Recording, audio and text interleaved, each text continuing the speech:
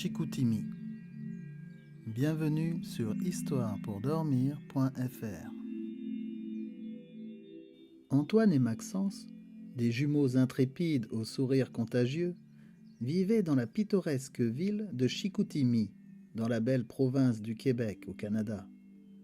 Cette charmante ville, nichée dans les bras de la nature, était leur terrain de jeu et leur source d'inspiration. Chaque maison colorée, chaque arbre majestueux et chaque ruisseau éveillaient en eux un désir d'explorer et de découvrir.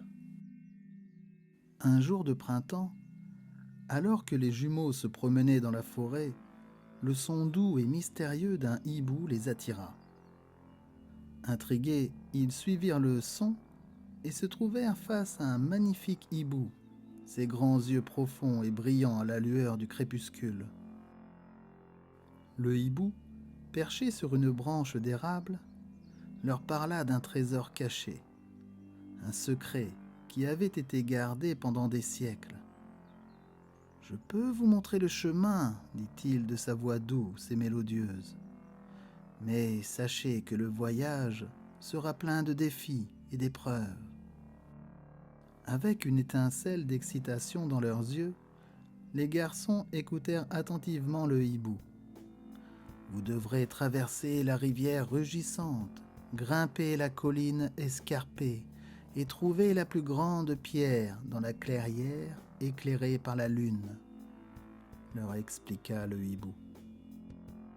Armés de courage et d'enthousiasme, Antoine et Maxence commencèrent leur voyage le lendemain matin. Avec des sacs à dos remplis de provisions, ils marchèrent vers la rivière, dont le rugissement résonnait à travers la forêt.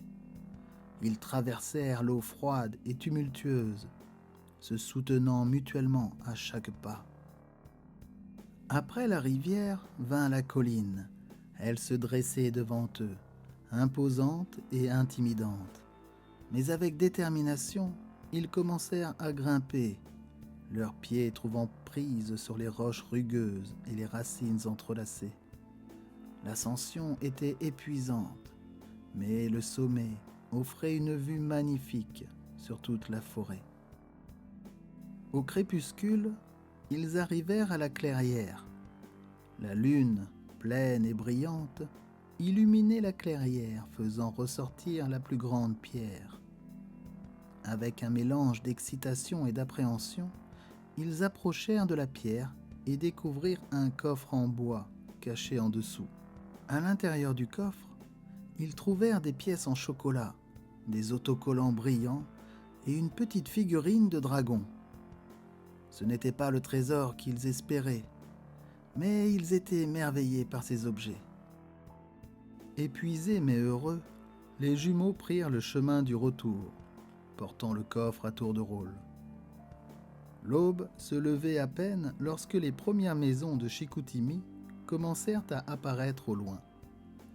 Les rues étaient encore calmes, mais l'excitation des garçons était palpable. Ils étaient impatients de partager leurs trésors et leurs aventures avec leurs amis. À leur retour, Antoine et Maxence devinrent les héros de la journée. Ils racontèrent leur aventure à leurs parents, à leurs amis et à tous ceux qui voulaient l'écouter. Ils partagèrent leurs trésors, offrant à chaque enfant un morceau du chocolat et un autocollant brillant.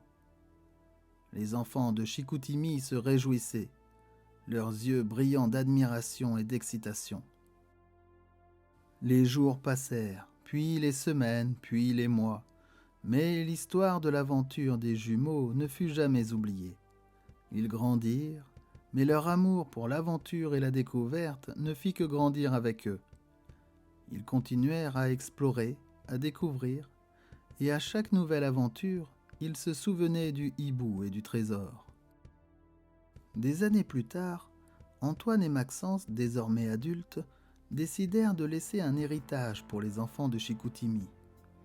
Ils dessinèrent une carte au trésor, enterrèrent un nouveau coffre et laissèrent la carte là où ils avaient rencontré le hibou pour la première fois.